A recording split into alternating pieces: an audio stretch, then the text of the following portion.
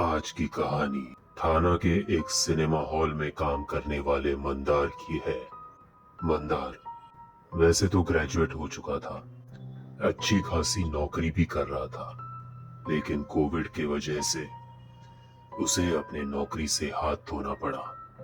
घर में बीवी, एक बच्चा, कमाने का कोई जरिया मंदार के पास बचा नहीं था, इसलिए अभी जो भी नौकरी मिले उसे वो करनी पड़ती थी।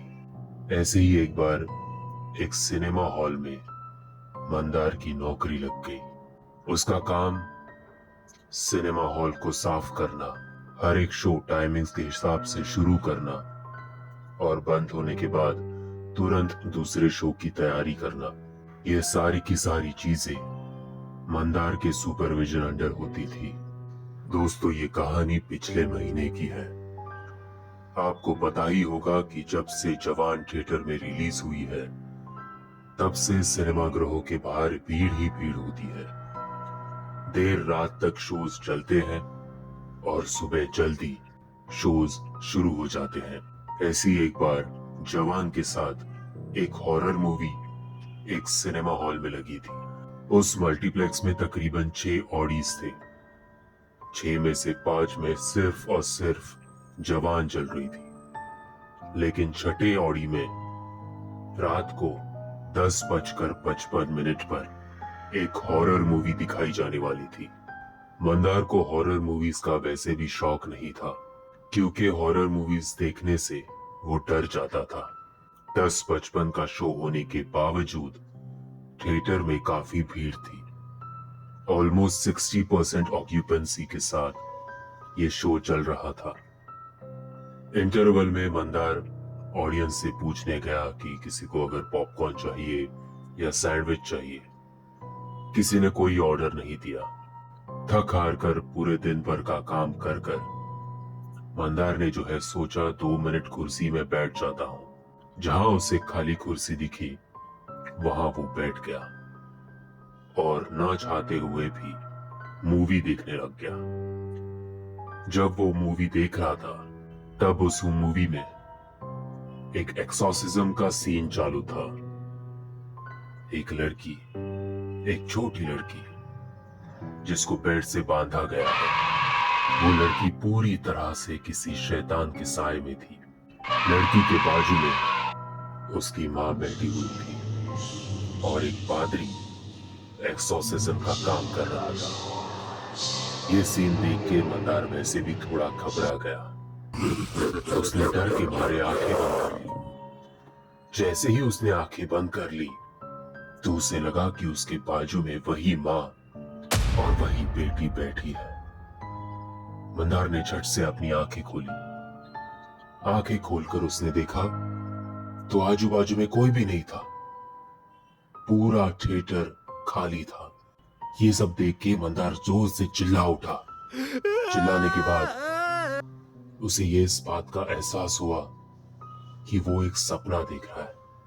मंदार के चीख के कारण आजू बाजू में जो लोग थे वो सारे के सारे मंदार पर हंसने लग गए। लोगों ने सोचा कि ये देखो, इतना बड़ा आदमी होकर भी एक हॉरर मूवी से इतना बुरी तरह से डर गया। एम्बैरस होकर मंदार वहां से निकल गया। जैसे ही शो खत्म हुआ, तब मंदार की ड्यूटी थी कि थिएटर में जितना भी कचरा है उसे साफ करो, क्योंकि अगले दिन की तैयारी भी करनी थी। अगले दिन जवान का सुबह 7 बजे का शो था। जब मंदार थिएटर में पहुंचा तो सारी की सारी ऑडियंस थिएटर में से निकल चुकी थी। अब मंदार आहिस्ते आहिस्ते थिएटर को साफ करने लग गया। नॉर्मली उसके साथ ये काम करने के लिए और 2 लोग होते हैं, लेकिन एक्स्ट्रा शिफ्ट के कारण और बीमार पड़ने के कारण वो दोनों ही लोग आज ड्यूटी पर नहीं आ सके थे। इसलिए मंदार को ये काम अकेले करना पड़ रहा था।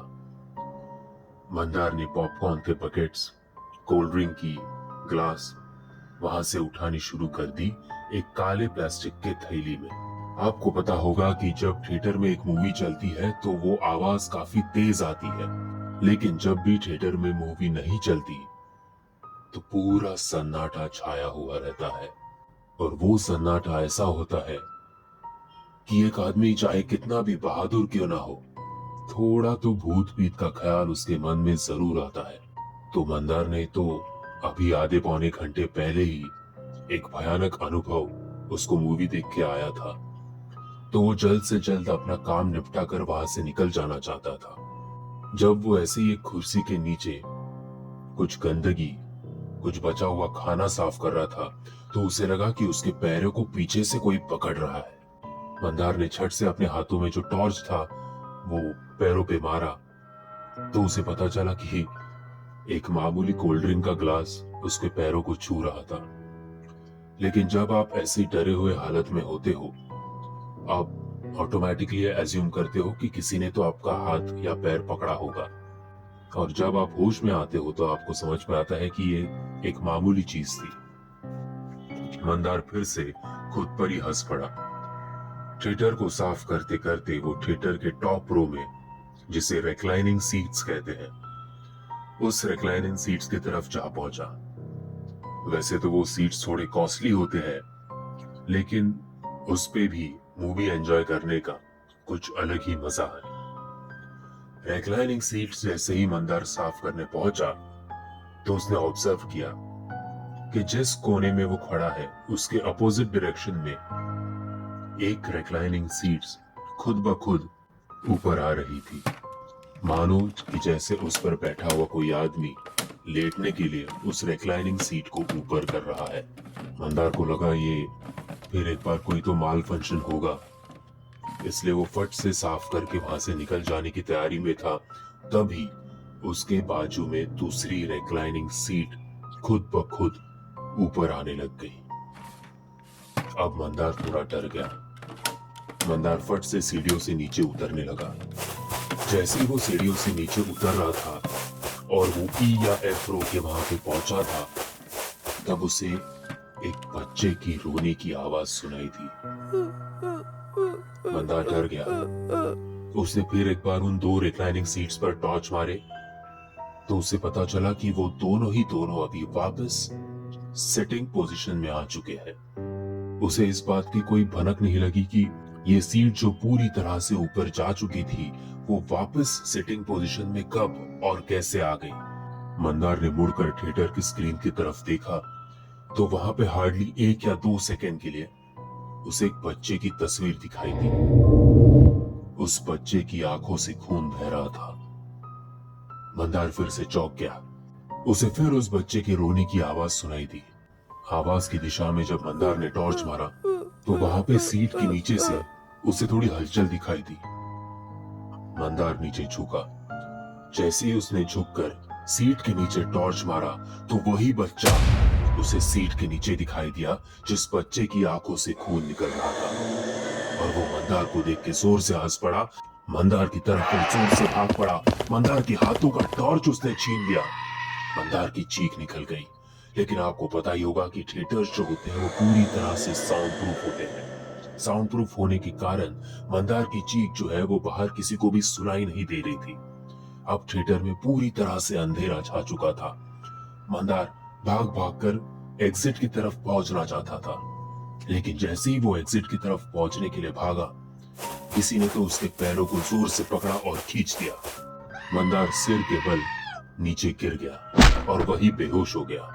जब बचा हुआ सारा स्टाफ अपना काम निपटा कर वहां से निकल रहा था, तब मॉल के वॉचमैन ने बोला कि मंदार साहब तो अभी तक निकले नहीं है। तो ये सुनकर मंदार के जो फ्रेंड्स हैं, जो उसी मॉल में काम करने वाले थे, वो थोड़े टेंशन में आ गए कि मंदार को अभी 15-20 मिनट पहले हमने देखा था, अचानक से मंदार कहाँ गायब हो गया। एक जन को पता था कि मंदार ऑडी 6 के साफ सफाई में लगा हुआ था, तो वो लोग ऑडी 6 में पहुंचे।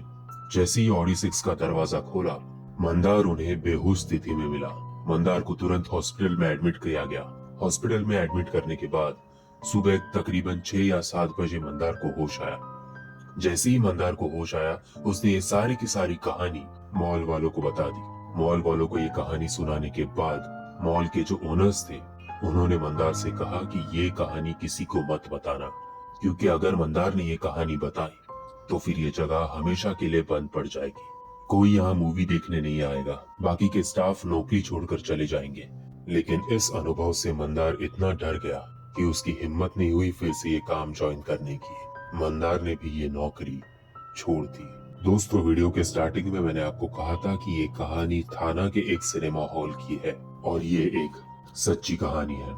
अगर आप जानना चाहते हो कि ये कहानी थाना के कौन से सिनेमा हॉल की है, तो मैं चाहता हूँ कि आप ये कहानी ज्यादा से ज्यादा लोगों तक पहुंचाएं और अल्टीमेटली उन मॉल वालों तक भी जिन्होंने इतना बड़ा राज हमसे छुपाए रखा है, जो ये बाहर नहीं लाना चाहते कि ये कहानी सिर्फ एक मंदार की इमेजिनेशन थी या फिर उस मॉल में एक छोटे बच्चे के साथ वाकई में कुछ हुआ था।